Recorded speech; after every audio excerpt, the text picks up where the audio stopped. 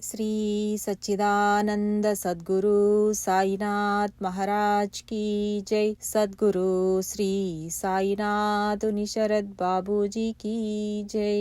పూర్ణ అవధూత శ్రీ పూండి స్వామి. శ్రీ స్వామితో భక్తుల అనుభవాలు. అది ఒక జీవాత్మే. పేరు గోపాలస్వామి. వయస్సు సుమారు 80 సంవత్సరాలు. ఊరు మేప్పతురై. శ్రీ స్వామి తమ భుజానికి ఒక చిన్న బట్టల మూటను వ్రేలాడదీసుకుని కలశపాకం సమీప ప్రదేశాలలో సంచరిస్తుండేవారు. నేను అవకాశం ఉన్నప్పుడల్లా వారు ఎక్కడ ఉంటే అక్కడికి వెళ్లి దర్శనం చేసుకునేవాడిని. శ్రీ స్వామి అరుగుమీద ఆసీనులైన తరువాత ఒకసారి వారి దర్శనార్థం వెళ్లాను.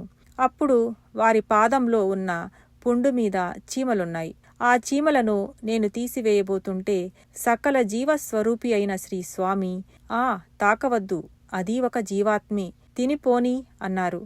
మా మామ కుమారుడు మురుగేసి పిళ్ళై ఒక రోజున తన పొలంలో 3 దిక్కులలో 3 రకాల పువ్వులుంచి 4వ దిక్కున వేపాకులు ఉంచి నాతో కలిసి పూండీకొచ్చాడు. శ్రీ స్వామి దర్శనం చేసుకుని వారిని బావి ఎక్కడ త్రవ్వమంటారని ప్రశ్నించాడు. పూలపు తమిళంలో ఒక పువ్వు పేరు. దీనినే తెలుగులో పిండికొండ పువ్వు అంటారు. పూలపూ ఉంచిన దిక్కున త్రవ్వు అని చెప్పారు శ్రీస్వామి. అతడు శ్రీస్వామి చెప్పిన దిశగా బావి త్రవ్వించాడు. ఆ బావిలో పుష్కలంగా నీరు పడింది. అంధేరిలో రామచంద్ర సీతారాం దేవ్ ఉంటున్న చోట ఒక ఇంటిలో భయానక దొంగతనం జరిగింది. అతను చాలా భయపడ్డాడు. దొంగలచే గాయపడిన ఆ ఇంటిలోని వారిని అతను ఆస్పత్రిలో చూసి అలాంటి విపత్కర పరిస్థితి తమకు రాకుండా కాపాడమని బాబాను ఆర్తిగా ప్రార్థించాడు. ఆ రాత్రి బాబా అతని కలలో కనిపించి, నేను 10 మంది పఠానులతో వచ్చాను, భయపడవద్దు అన్నారు. ఆ తర్వాత 10 మంది రజకులు అతని వద్దకొచ్చారు. వాళ్లు అంతకుముందు రైల్వే స్థలంలో చాకిరేవు పెట్టుకుని ఉండేవారు.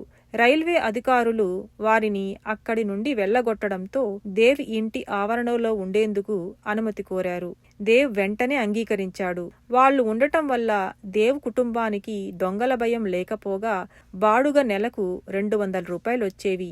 రజకులకు అక్కడున్న బావిలోని నీరు సరిపోలేదు. దేవ్ బాబాను సంప్రదించి వారు సూచించిన చోట వేరొక బావి త్రవ్వించాడు. దానిలో పుష్కలంగా నీరు పడింది. శ్రీ సాయి భక్త అనుభవ సంహిత. అప్పటి నుండి అతనికి శ్రీ స్వామి పట్ల ఎనలేని భక్తి విశ్వాసాలేర్పడ్డాయి. నాకు 5 ఎకరాలు పొలం ఉన్నా గంజి తాగే స్తోమత కూడా ఉండేది కాదు. ఒక బావిలో నాకు వాటా ఉన్నది, కాని ఆ బావిలో నీరు లేదు. నేను ఒకసారి శ్రీ స్వామిని దర్శించుకొని నాకున్న పొలంలో ఏ దిక్కున బావి త్రవ్వమంటారని అడిగాను.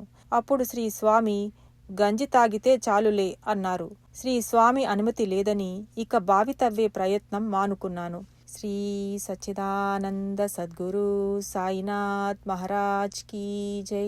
సద్గురు శ్రీ సాయినాథుని శరద్ బాబూజీ కీ జై.